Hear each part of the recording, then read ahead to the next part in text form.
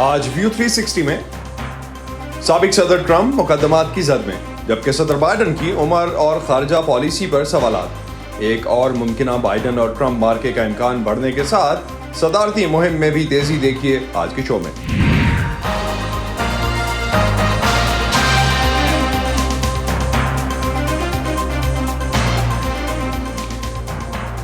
Voice of America میں آپ سب کو خوش آمدید۔ آپ دیکھ رہے ہیں ویو 360 اور میں ہوں اسد اللہ خالد۔ اس وقت امریکہ میں نومبر میں ہونے والے صدارتی انتخاب کے لیے ریاستوں میں پرائمری اور کاکسز کہلائے جانے والے انتخابات کا مرحلہ جاری ہے۔ اس مرحلے میں دونوں سیاسی جماعتیں تمام امریکی ریاستوں میں صدارتی انتخاب میں حصہ لینے کے لیے کسی ایک امیدوار کو منتخب کرتی ہیں۔ اب تک ہونے والے پرائمریز کے نتائج سے یہ امکان بڑھ گیا ہے کہ نومبر کے مارکے میں موجودہ صدر جو بائیڈن اور سابق صدر ٹرمپ ایک بار پھر ایک دوسرے کے مد مقابل ہوں گے۔ تقریباً 70 سالوں میں یہ پہلی بار ہے کہ دو ایسے امیدوار میدان میں ہیں جو پہلے بھی الیکشن میں ایک دوسرے کا سامنا کر چکے ہیں۔ امریکہ میں دونوں ہی رہنما اس وقت قدرے غیر مقبول ہیں۔ نیو یارک ٹائمز اور سیانا کالج کے گزشتہ ہفتے ہونے والے ایک سروے کے مطابق جب امریکیوں سے پوچھا گیا کہ اگر انتخابات آج ہوتے ہیں تو وہ کس کو ووٹ دیں گے، تو جواب میں 48% نے کہا کہ ٹرمپ کو، جبکہ 43% صدر بائیڈن کو ووٹ دینا چاہتے ہیں۔ ان دونوں امیدواروں کی اس وقت مقبولیت اور غیر مقبولیت کے پیچھے کون سے فیکٹرز کام کر رہے ہیں اور ان کے انتخابی ایجنڈے کیا ہیں، آج کے شو میں ہم اسی پر بات کریں گے۔ پاکستان میں ہونے والی ڈیولپمنٹس اور خطے بھر میں جو خبریں ہیں ان پر تجزیے اور خبریں اس حوالے سے آپ ہماری ویب سائٹ urduvoa.com پر پڑھ سکتے ہیں۔ امریکی صدر جو بائیڈن نے گزشتہ ہفتے اپنے تیسرے اسٹیٹ آف دا یونین خطاب کا استعمال کرتے ہوئے انتخابی مہم کے لیے ان موضوعات پر بات کی جو ان کی ترجیحات اور ایجنڈے میں شامل ہیں۔ اس کے علاوہ ان معاملات پر بھی جن پر انہیں اس وقت تنقید اور مخالفت کا سامنا ہے، جیسے اپنی عمر پر تنقید اور غزہ میں اسرائیل حماس جنگ میں فلسطینی شہریوں کی ہلاکتیں۔ بائیڈن نے غزہ میں امداد فراہم کرنے کے لیے ایک عارضی بندرگاہ قائم کرنے کا اعلان کیا اور ساتھ ہی انہوں نے اپنے ممکنہ مخالف ڈونلڈ ٹرمپ کی طرف سے لاحق خطرے کے بارے میں خبردار کیا۔ کچھ ماہرین کا خیال ہے کہ صدر بائیڈن کے دوبارہ منتخب ہونے کی کوششوں میں یہ سب سے اہم خطاب ہو سکتا ہے۔ Mr. Speaker, the President of the United States. اپنی پہلی مدت کے آخری سال میں بہت سے امریکی صدور کی طرح صدر جو بائیڈن نے اپنا اسٹیٹ آف دا یونین خطاب اس مقصد کو ذہن میں رکھتے ہوئے کیا کہ انہیں امریکی عوام کو قائل کرنا ہے کہ وہ مزید 4 سال کے مستحق ہیں۔ آج رات ہم فخر سے کہہ سکتے ہیں کہ ہماری یونین کی حالت مضبوط ہے اور مضبوط تر ہو رہی ہے۔ انہوں نے اپنی عمر اور ذہنی صحت کے بارے میں ووٹرز میں پائی جانے والی تشویش پر بات کرتے ہوئے اسے سابق صدر ڈونلڈ ٹرمپ پر نکتہ چینی میں تبدیل کر دیا، جو ممکنہ طور پر ریپبلکن پارٹی کے نامزد امیدوار ہیں۔ ہماری قوم کو درپیش اصل مسئلہ یہ نہیں ہے کہ ہم کتنے بوڑھے ہیں، بلکہ یہ ہے کہ ہمارے خیالات کتنے پرانے ہیں۔ نفرت، غصہ اور انتقام سب سے پرانے خیالات ہیں، لیکن آپ قدیم نظریات کے ساتھ امریکہ کی قیادت نہیں کر سکتے۔ تکنیکی طور پر اگرچہ یہ انتخابی مہم کی تقریر نہیں ہے، بائیڈن کا ووٹرز کو واضح پیغام تھا۔ ٹرمپ جمہوریت کے لیے ایک سنگین خطرہ ہے۔ صدر نے 6 جنوری 2021 کے واقعے کا ذکر کیا جب ٹرمپ کے حامیوں نے امریکی کانگریس کی عمارت پر دعویٰ بول کر 2020 کے انتخابات میں بائیڈن کی جیت کو الٹنے کی کوشش کی تھی۔ صدر بائیڈن کو اپنی اسرائیلی پالیسی پر خاص طور پر مسلمان امریکیوں کی طرف سے شدید تنقید کا سامنا ہے۔ ایسے میں جب حال ہی میں بین الاقوامی برادری نے غزہ میں شہریوں کو انتہائی ضروری امداد فراہم کرنے کے نئے طریقے تلاش کرنے شروع کیے ہیں، جو بائیڈن نے فلسطینیوں کے لیے امداد کی فراہمی کے لیے ایک ڈرامائی اقدام کا اعلان کیا۔ آج رات میں امریکی فوج کو ہدایت کر رہا ہوں کہ وہ غزہ کے ساحل کے قریب بحیرہ روم میں ایک عارضی بندرگاہ قائم کرنے کے مشن کی قیادت اور انضمام کرے، جو خوراک، پانی، ادویات اور عارضی خیموں کو لے جانے والی بڑی کھیپ وصول کر سکے۔ کوئی امریکی فوجی وہاں تعینات نہیں ہوں گے۔ یہ واضح نہیں کہ آیا یہ منصوبہ ترقی پسند ڈیموکریٹس، عرب اور مسلمان امریکیوں کو مطمئن کرنے کے لیے کافی ہوگا، جو صدر بائیڈن کی اسرائیل کے لیے مسلسل حمایت سے نالاں ہیں۔ جب صدر خطاب کر رہے تھے تو باہر سینکڑوں لوگوں نے احتجاج کیا۔ صدر بائیڈن کی خارجہ پالیسی کے اہداف ہاؤس ریپبلکنز کی طرف سے روس کے خلاف جنگ میں یوکرین کی امداد کے لیے سینٹ سے منظور شدہ 95 ارب ڈالر کے غیر ملکی امدادی پیکج میں راہ میں رکاوٹ کی وجہ سے ماند پڑ گئے ہیں۔ بائیڈن نے ایوان پر زور دیا کہ وہ اس بل کو منظور کریں۔ انہوں نے تعطل کے لیے ریپبلکن پارٹی اور ٹرمپ کو ذمہ دار ٹھہرایا اور ان پر الزام لگایا کہ وہ سرحد کے مسئلے سے سیاسی فائدہ اٹھانے کی کوشش کر رہے ہیں۔ ہم سرحد کو ٹھیک کرنے کے بارے میں لڑتے رہیں یا ہم اسے ٹھیک کر سکتے ہیں۔ میں اسے ٹھیک کرنے کے لیے تیار ہوں۔ انہوں نے اسقاط حمل کے حق اور وٹرو فرٹیلیٹی ٹریٹمنٹ کے تحفظ کا عزم کیا، جو ڈیموکریٹس کے لیے ایک اولین تشویش ہے، خصوصاً ان قدامت پسند ریاستوں میں جہاں ان کی رسائی پر پابندی لگائی جا رہی ہے۔ اس ایوان میں آپ میں سے بہت سے اور میرے پیش رو تولیدی آزادی پر قومی پابندی منظور کرنے کا وعدہ کر رہے ہیں۔ میرے خدا، تم اور کیا آزادی چھینو گے؟ آئندہ انتخابات میں ایک اور اہم موضوع معیشت ہوگی۔ بائیڈن نے اپنی معاشی پالیسیوں کی کامیابی کا ذکر کرتے ہوئے کہا کہ دنیا امریکی معیشت پر رشک کرتی ہے۔ انہوں نے ایک ترقی پسند معاشی ایجنڈا پیش کرتے ہوئے کارپوریٹ امریکہ اور دولت مندوں کو نشانہ بنایا۔ کسی بھی ارب پتی کو کسی استاد، صفائی کرنے والے یا نرس سے کم وفاقی ٹیکس ادا نہیں کرنا چاہیے۔ اعداد و شمار سے پتہ چلتا ہے کہ امریکی معیشت نے توقع سے زیادہ ترقی کی ہے، لیکن ووٹروں میں مہنگائی کے بارے میں تشویش پائی جاتی ہے، جو انتخابات سے قبل بائیڈن کی پوزیشن کو ممکنہ طور پر کمزور کرتی ہے۔ پیٹسی وڈا کساوارا کے ساتھ ندیم یعقوب، وائس آف امریکہ۔ امریکی تاریخ میں یہ پہلی بار ہے کہ ایک پارٹی کے صدارتی امیدوار ایک ایسے شخص ہیں جن کا 2 مرتبہ مواخذہ ہو چکا۔ یہ بھی پہلی بار ہے کہ ایک سابق صدر کو کرمنل یا فوجداری مقدمات کا سامنا ہے اور وہ آئندہ انتخابات میں صدارتی امیدوار ہیں۔ ریپبلکن پارٹی کے ممکنہ امیدوار ڈونلڈ ٹرمپ کو اس وقت درجنوں دیوانی مقدمات کا بھی سامنا ہے اور ان میں سے کچھ میں انہیں پہلے ہی مجرم قرار دیا جا چکا ہے۔ ڈونلڈ ٹرمپ کے فوجداری مقدمات پر بات کرنے کے لیے اس وقت اسٹوڈیوز میں ہمارے ساتھ فائزہ بخاری موجود ہیں، ان سے اس حوالے سے بات کرتے ہیں۔ فائزہ، بہت شکریہ۔ کیا آپ سمجھتی ہیں کہ جو اس وقت ٹرمپ پہ مقدمات ہیں ان کی وجہ سے اگر انہیں سزا سنائی جاتی ہے کسی مقدمے میں تو ان کے الیکشن لڑنے میں یا ان کے دوبارہ صدر بننے میں کسی قسم کا کوئی اثر پڑ سکتا ہے؟ اس کا سمپل تو آنسر یہ ہے کہ نہیں۔ آپ کو یاد ہوگا کہ سپر ٹیوزڈے سے ایک روز قبل سپریم کورٹ کا ایک اہم ڈیسیجن آیا تھا کولوراڈو بیلٹس کے حوالے سے، جس میں ریاست کولوراڈو میں ان کے نام کو ہٹانے کے لیے کہا گیا تھا، اس کا ڈیسیجن آیا تھا۔ تو سپریم کورٹ نے کہا کہ کسی ریاست کے پاس یہ رائٹ نہیں ہے کہ وہ کسی بھی صدارتی امیدوار کا نام حذف کر سکے۔ تو اس لحاظ تو بالکل ان کا راستہ اب صاف ہو گیا ہے کہ وہ الیکشن کیمپین میں حصہ لے رہے ہیں، لیکن ان پر 4 فوجداری مقدمات ہیں اور ٹوٹل 91 چارجز ہیں جن کا ان کو سامنا ہے، اور وہ تمام میں پلیڈ ناٹ گلٹی کر چکے ہیں۔ ان کی تفصیلات 2 ان میں سے مقدمات ایسے ہیں جن میں ڈیٹس آ چکی ہیں ٹرائل کی، تو اسی آرڈر میں آپ کو تھوڑا تھوڑا بتاؤں گی سب کا۔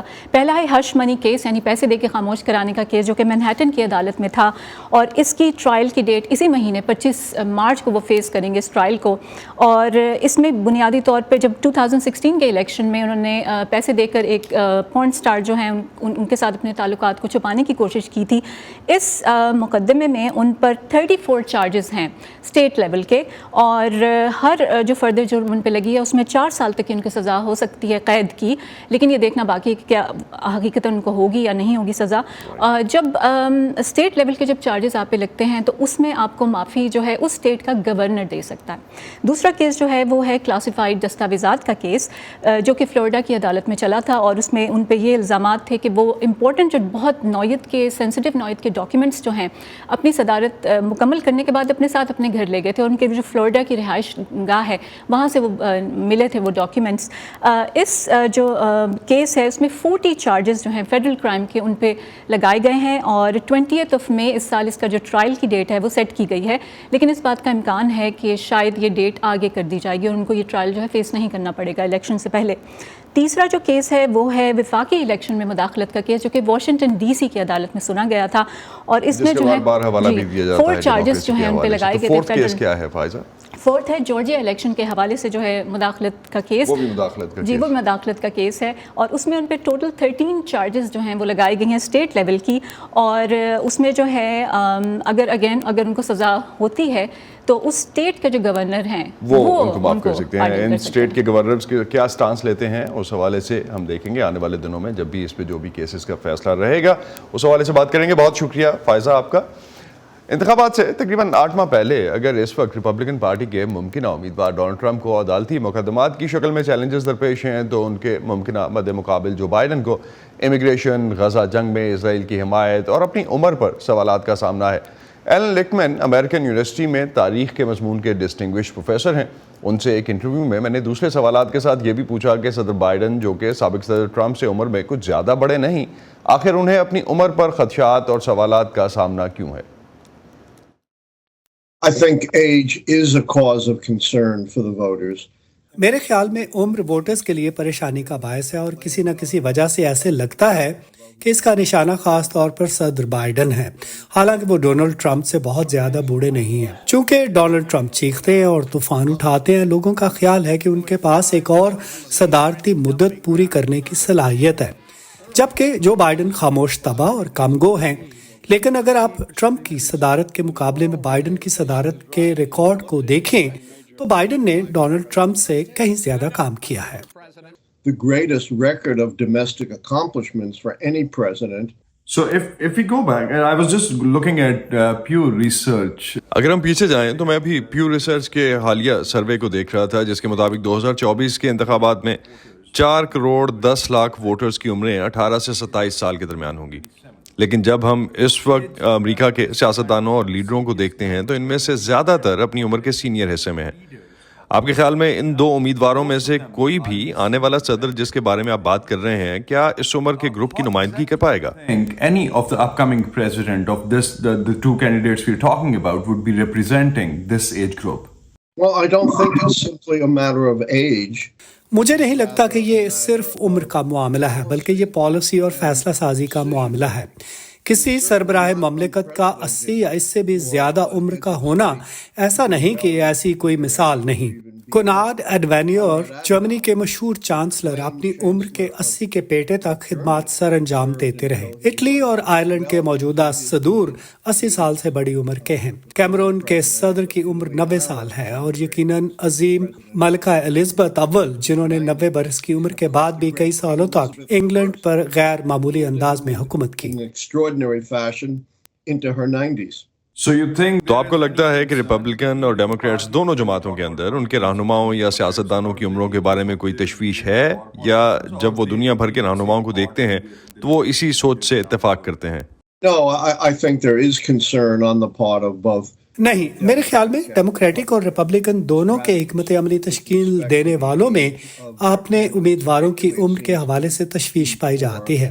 خاص طور پر ایسا لگتا ہے کہ ڈیموکریٹس کو اس بارے میں کچھ فکر ہے، عمر کی نہیں، لیکن کیا صدر بائیڈن کے پاس مزید 4 سال عہدے پر رہنے کے لیے طاقت اور ذہنی تندرستی ہے. اس حقیقت کے علاوہ اس کی کوئی بنیاد نہیں ہے کہ آپ جانتے ہیں کہ جب وہ عوام کے سامنے ہوتے ہیں تو وہ خاموش رہتے ہیں، انہیں کبھی کبھی کھانسی آتی ہے اور وہ بوڑھے لگتے ہیں. لیکن ہمیں یہ نہیں بھولنا چاہیے کہ 1980 کی دہائی میں رونلڈ ریگن کو اپنی عمر کے 70 کے پیٹے میں انتہائی بوڑھا سمجھا جاتا تھا، اور ان کا دوبارہ انتخاب ایک حقیقی مسئلہ تھا کہ آیا وہ مزید 4 سال خدمات سر انجام دینے کے لیے بہت بوڑھے ہیں یا نہیں. اور انہوں نے سب سے زیادہ لینڈ سلائڈ سے کامیابی حاصل کی. One of the biggest landslides in 1984. how old it کتنی عمر کو امریکہ کا صدر بننے کے لیے بہت بوڑھا سمجھا جائے؟ پھر Again, I don't think there is any. ایک بار پھر مجھے نہیں لگتا کہ عمر کی کوئی حد ہے. ہر کوئی مختلف ہے، ہر شخص بڑھاپے سے مختلف طرح سے گزرتا ہے.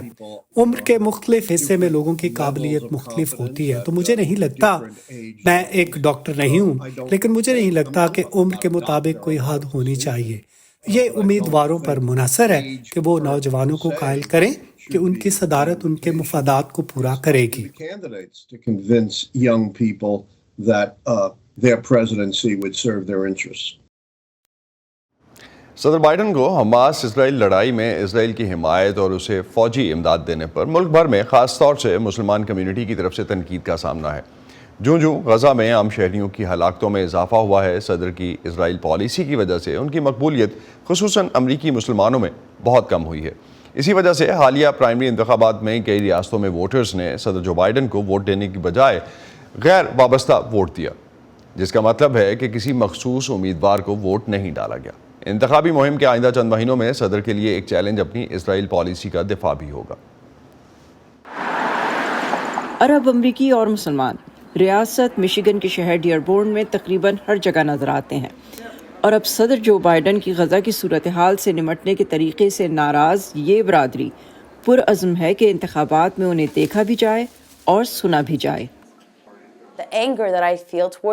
جو غصہ میں محسوس کرتی ہوں وہ لامحدود ہے۔ یہ ٹرمپ کے بارے میں میرے احساسات کے مقابلے میں کچھ بھی نہیں ہے۔ دھوکہ دہی، یہ مفروضہ کہ ڈیموکریٹک پارٹی اخلاقی طور پر بلند مقام انسانی حقوق اور اقلیتوں کے تحفظ کے لیے کھڑی تھی، یہ سب ختم ہو گیا ہے۔ سمرہ لقمان نے گزشتہ ماہ مشیگن میں ہونے والے پرائمری انتخابات میں غیر وابستہ ووٹ کی مہم چلائی تھی، جو صدر بائیڈن کو یہ اشارہ دینے کی کوشش ہے کہ انہیں صدارتی انتخاب میں انتہائی اہم سمجھی جانے والی ریاست میں عرب امریکیوں کے ووٹ کھونے کا خطرہ ہے۔ زیادہ تر عرب امریکی ڈیموکریٹس کے طور پر رجسٹرڈ ہیں، تقریباً ہر 2 ڈیموکریٹس کے مقابلے میں 1 ریپبلکن کے طور پر۔ مشرق وسطی کی سیاست یقینی طور پر عرب امریکی اور مسلم رائے دہندگان کی اکثریت کے لیے، اور جب ووٹنگ کی بات آتی ہے تو ان کے حتمی فیصلے میں اہم کردار ادا کرتی ہے۔ ڈونلڈ ٹرمپ نے 2016 میں مشیگن میں 11,000 سے بھی کم ووٹوں سے کامیابی حاصل کی تھی۔ 4 سال پہلے صدر بائیڈن نے ریاست میں تقریباً 1,20,000 ووٹوں سے کامیابی حاصل کی تھی۔ ایک اندازے کے مطابق ریاست میں 2 سے 3 لاکھ تک عرب امریکی ہیں، حالانکہ سبھی ووٹ ڈالنے کے اہل نہیں ہیں۔ میرے خیال میں مشیگن میں عرب امریکیوں پر توجہ مرکوز کرنے کی ایک وجہ ہے کیونکہ ایسا لگتا ہے کہ ان کے پاس تقریباً اتنے ہی ووٹ ہیں جو انتخابی نتائج کو تبدیل کر سکتے ہیں۔ غزہ میں حماس کے زیر انتظام وزارت صحت کا کہنا ہے کہ اسرائیلی جارحیت میں اب تک 30,000 سے زیادہ فلسطینی شہید ہو چکے ہیں۔ بہت سے عرب امریکی اس بات سے ناخوش ہیں کہ بائیڈن انتظامیہ اسرائیل کو غزہ میں استعمال ہونے والے ہتھیار فراہم کر رہی ہے۔ اگر میں بائیڈن کا مشیر ہوتا تو مجھے صرف عرب امریکی آبادی کی فکر نہیں ہوتی بلکہ نوجوانوں کی بھی، لیکن نوجوان جو کچھ دیکھ رہے ہیں اس سے زیادہ تر بیزار ہیں۔ مشیگن پرائمری کے بعد بائیڈن کی انتخابی مہم کے ترجمان نے کہا ہے کہ صدر ان ووٹرز کی آواز سن رہے ہیں جو کسی بھی امیدوار کے ساتھ منسلک نہ ہونے کا ووٹ ڈال رہے ہیں، اور یہ کہ وہ بھی ان کے ایک منصفانہ دیرپا امن کے لیے مقصد میں شریک ہیں۔ لیکن کچھ عرب امریکی ووٹروں کے لیے پیچھے ہٹنے کا کوئی راستہ نہیں ہے۔ اگر وہ مکمل طور پر اپنی پوزیشن تبدیل کرنے کا فیصلہ کر بھی لیتے ہیں تو وہ پہلے ہی بہت نقصان کر چکے ہیں۔ ہم کہہ رہے ہیں کہ بہت ہو گیا۔ ہم اب نہیں چاہتے کہ ہمارے ٹیکس کے ڈالرز بم خریدنے پر لگیں اور اسرائیل کو فلسطینیوں پر بمباری کرنے کے لیے مزید فوجی امداد دیں۔ ہم چاہتے ہیں کہ وہ پیسہ ہمارے اسکولوں میں آئے۔ سیاسی نقصان کا امکان صدارتی دوڑ سے آگے بڑھ سکتا ہے۔ سمرہ لقمان کا کہنا ہے کہ سینٹ کی دوڑ میں ترقی پسند عرب امریکیوں کا جھکاؤ فلسطینی نژاد ریپبلکن رکن جسٹن اماش کی طرف ہو سکتا ہے۔ ان کا مقابلہ اسرائیل نواز ڈیموکریٹ الیسا سلاٹکن کے ساتھ ہے۔ اور دیکھیں، ہو سکتا ہے کہ مشیگن سے ایک ریپبلکن سینیٹر سامنے آئے۔ ڈیموکریٹک پارٹی کے پاس کھونے کے لیے بہت کچھ ہے، خالی صدارت سے کہیں زیادہ۔ خاص طور پر اگر مشیگن میں صدارتی دور کا فیصلہ عرب امریکی ووٹرز پر منحصر ہو۔ ڈورا میکوائر کے ساتھ صبا شخان، وائس آف امریکہ۔ امریکی انتخابات سے متعلق ان اہم سوالات پر بات کرنے کے لیے اس وقت ہمیں جوائن کر رہے ہیں امریکن پاکستان ایڈوکیسی گروپ سے علی راشد۔ علی، بہت شکریہ ہمیں وقت دینے کا۔ امریکی عوام ان دونوں امیدواروں کے لیے فی الحال کچھ زیادہ پرجوش نہیں ہے۔ انتخابات میں ابھی 8 ماہ باقی ہیں، کیا یہ صورتحال تبدیل ہوتی نظر آتی ہے آپ کو؟ جی، السلام علیکم Asad ji, first of all thank you for taking me on the show. تو 100% اٹس ابھی بہت ٹائم باقی ہے، اور ابھی جو بائیڈن کی جو پوزیشن ہے اسپیشلی آن دا مسلم دا غازہ، اگر وہ وہاں پہ سیز فائر کرتے ہیں بیفور ایوری بڈی ایکسپیکٹنگ کہ رمضان سے پہلے ہو جائے، پر انہوں نے نہیں کی تو ان کو وہ لانگ ٹرم ڈیمیج تو کرے گی۔ پر ابھی جو میجورٹی جو الیکشن کا ٹائم ہوتا ہے وہ جون کے بعد جب ڈیموکریٹک نیشنل پارٹی کے بعد اسٹارٹ ہوتا ہے تو people start getting into it. اور اوور آل ابھی تو بہت ڈفرینٹ چیز ہے, پر میں جو دیکھتا ہوں کہ اس میں کافی چینجز آ سکتی ہے, کیونکہ اگر وہ جو بائیڈن سیز فائر پوری کرتے ہیں اور کوئی ٹو اسٹیٹ سولوشن کی بات کرتے ہیں جو فلسطین کے حق میں ہوتی ہے, تو اس میں ڈیفینیٹلی میں دیکھتا ہوں چینج آ سکتی ہے. اور جو ریپبلکن پارٹی میں ان کا جو کافی مسلمان ہیں ابھی, جو پاکستانی مسلمان جو کمیونٹی ہے, they are more leaning towards, جیسے آپ نے بتایا انکمیٹڈ, وہ بھی ترجیح چاہ رہی ہے کہ ہم اس کو کمیٹڈ اسٹارٹ کریں. But there is long way to go in election, and election میں بھی نومبر میں بہت ٹائم ہے, تو I think there is much that a lot of things could change for both the overall Pakistani and the Muslim community if thing goes a little bit different جو ابھی یہاں پہ صورتحال ہے. تو دونوں امیدواروں کو مختلف طرح کے چیلنجز دیکھتے ہیں ہم ہیں ان کے سامنے, تو ان دونوں کے علاوہ کیا کوئی تیسرا امیدوار سامنے آ سکتا ہے, کیونکہ امریکہ میں پہلے بھی ایسا ہو چکا؟ جی ڈیفینیٹلی, آئی مین جو بائیڈن ہیں ان کی کافی ایج کا سوالات اس میں کھل رہے ہیں, تو میں نے بھی ایک دو یو ایس کانگریس مین سے بات کی تھی اس کے بارے میں. انہوں نے اٹس اے سلائٹ چانس کہ جب جون میں ڈیموکریٹ نیشنل پارٹی کی کنونشن ہوتا ہے تو اس میں Joe Biden as a candidate آئیں گے, پر جو پارٹی ہے they could nominate somebody else. اس میں جو پہلے تو ایک نام آ رہا تھا مشیل اوباما کا کہ may be they will nominate her, but she say I will not do it. اس میں ایک اور نام آ رہا ہے گیون نیوسم کا جو کیلیفورنیا گورنر ہے. اٹس اے سلائٹ چانس, پر یہ ہو سکتا ہے کہ it could be another person for the Democrat party. اور اوور آل ویسے بھی اور کینڈیڈیٹ ہیں جو ایز اے انڈیپینڈنٹ رن کر رہے ہیں, تو there is a possibility, but slight possibility, کیونکہ مین جو پارٹی کا الیکشن ہوتا ہے وہ in U S is Republican and Democrat. اور ڈیموکریٹ کا جب میں نے بتایا کہ I mean I spoken to at least 2 congressman have told me کہ اس میں پاسبلٹی ہے کہ after that convention things could change, but let's see how it goes. اور اس میں ابھی وقت ہے. علی, سابق صدر کے مقدمات کی نوعیت کی اگر ہم بات کرتے ہیں, سابق صدر ٹرمپ کے حوالے سے اگر ہم بات کرتے ہیں, تو ان کی انتخابی مہم کیسے متاثر ہو سکتی ہے اس سے؟ کتنے سنجیدہ نوعیت کے یہ مقدمات ہیں؟ جی جو کیسز ان پہ ہیں وہ ڈیفینیٹلی سنجیدہ ہیں اور کڈ بی ویری ڈیٹریمنٹل, پر جو کانسٹیٹیوشن ہے یو ایس سے وہ اٹ ڈزنٹ بار ہم ٹو رن فار الیکشن. تو as long as he was convicted during his trial or whatever, I think یہ جو cases ہیں وہ drag کرے گا. It could be after 2024, but it definitely is detrimental. But ان کی جو party کے ہیں اور جو سچویشن ہے, I think ان کے جو پارٹی کے Republican party and how he won as the primary, I don't think so ان کے جو لوگ ہیں they will take as a serious challenge. But yeah, definitely جو overall situation ہے ان کے جو he could go for jail and have a serve time. But that doesn't bar him to run election and not to win election. تو لیکن اگر وہ انتخاب جیت جاتے ہیں علی, اگر ہم اس کانٹیکس میں دیکھتے ہیں کہ اگر سابق صدر کو سزا ہو جاتی ہے تو ان کے امیدوار ہونے یا صدر منتخب ہونے کے بارے میں کس طرح کے سوال کھڑے ہو سکتے ہیں آپ کے خیال میں؟ جی I mean as I mean US constitution even his felon کو غلطی ہو جاتی ہے he could still run for election. جو لوگ زیادہ ترجیح کر رہے ہیں کہ جو 14th amendment ہے, disqualification based on the possibility of doing against treason for the country, جو January 5th کا واقعہ تھا, تو that's the only thing that people are seeing that they will basically put a case against him کہ اس کو he cannot run. But other than that he could definitely run, or it's a very serious challenges, but he could still become the president. Constitution doesn't allow him not to run, and he could still become the president even he's guilty. But later on when he becomes the president, the Congress and Senate could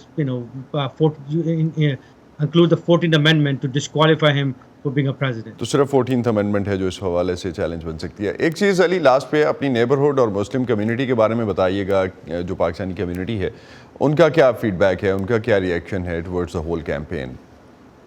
I think right now جو مسلم majority Pakistani, I think they were more Democrat in the last election or past 10-20 years, اور اس میں چل change ہو رہا ہے. آپ دیکھ رہے ہیں کہ کافی جو پاکستانی یا مسلم کمیونٹی ہے, they are registering more Republican because during Trump there was no wars, there was less of a chaos, the economy was good.